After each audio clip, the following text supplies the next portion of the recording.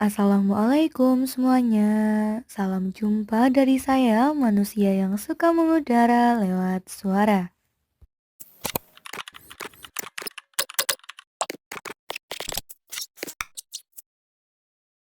Pernah nggak sih kalian berpikir bagaimana caranya hadis-hadis Nabi Muhammad yang munculnya sejak kurang lebih 1400 tahun lalu bisa sampai ke kita dengan selamat, tanpa lupa, tanpa typo, bahkan tanpa hoax?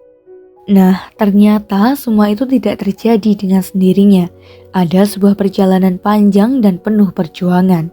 Dan kali ini, saya akan membawa kalian terbang ke masa lalu untuk mencari tahu bagaimana periodisasi kodifikasi hadis terjadi. Let's go! Sebagaimana Al-Quran, hadis tidak muncul pada satu waktu dalam bentuk buku, namun secara perlahan menyesuaikan keadaan, sehingga perlu proses pengumpulan, penulisan, hingga penyebarluasan. Proses itulah yang kemudian disebut dengan kodifikasi. Dalam sejarah perkembangannya, kodifikasi hadis terbagi menjadi 3 periode, mulai dari periode pra-kodifikasi, kodifikasi, hingga pasca kodifikasi. Periode pra-kodifikasi dimulai ketika Rasulullah belum wafat, yang membuat perkembangan hadisnya terjadi secara alamiah.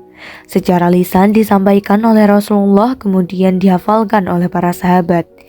Bahkan beberapa berinisiatif untuk menulisnya. Namun, penulisan tersebut tidak mendapat restu, bahkan secara khusus dilarang oleh Rasulullah karena khawatir akan tercampurnya hadis dengan Al-Quran yang pada saat itu masih dalam proses pemwahyuan. Oleh karena itu, para sahabat diminta untuk fokus terhadap wajib utamanya, yaitu Al-Quran. Setelah pemwahyuan Al-Quran selesai, Rasulullah memperbolehkan beberapa sahabat untuk menulis hadis, tapi hanya untuk orang-orang tertentu yang dianggap tidak mungkin mencampurkan hadis dengan ayat Al-Quran. Sehingga pada periode ini larangan penulisan hadis bersifat resmi, sedangkan perintah penulisannya bersifat personal atau pribadi. Periode ini dilanjutkan hingga masa sahabat setelah Rasulullah wafat. Pada masa ini bermunculan cukup banyak hadis palsu dan banyak ulama hadis yang meninggal, sehingga para sahabat memutuskan untuk mulai menuliskan hadis. Namun dalam batasan-batasan tertentu yang cukup ketat, supaya pengumpulan dan penulisan hadis tidak dilakukan secara asal-asalan, agar terjaga kebenarannya.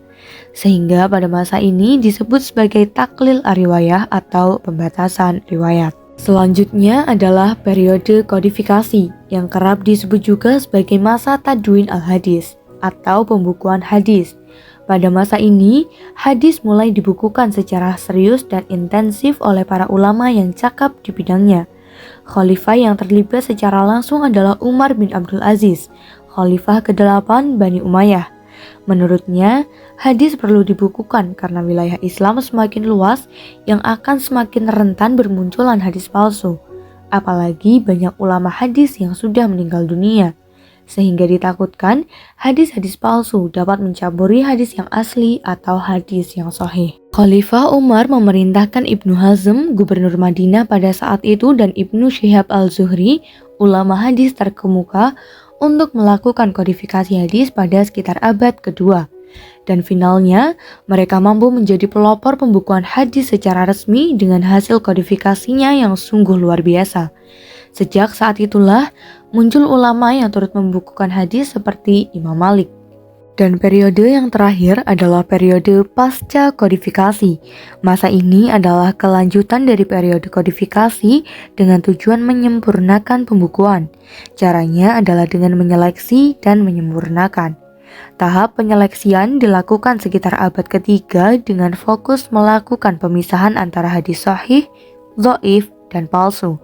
Sedangkan tahap penyempurnaan dilakukan sekitar abad keempat dengan mengklasifikasikan hadis sesuai dengan tema pembahasannya setelah dipisah kesahihannya.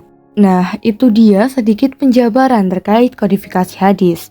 Ternyata untuk menjaga keutuhan dan keautentikan hadis hingga saat ini membutuhkan proses yang sangat panjang, mulai dari masa sahabat hingga ulama-ulama besar yang kita kenal hari ini. Melalui video kali ini, semoga teman-teman bisa mendapatkan banyak insight yang positif.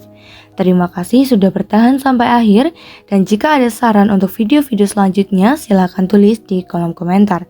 Sampai jumpa di UHA Mengudara selanjutnya. Jangan lupa like, comment, subscribe, dan share ke teman-teman kalian. Dadah!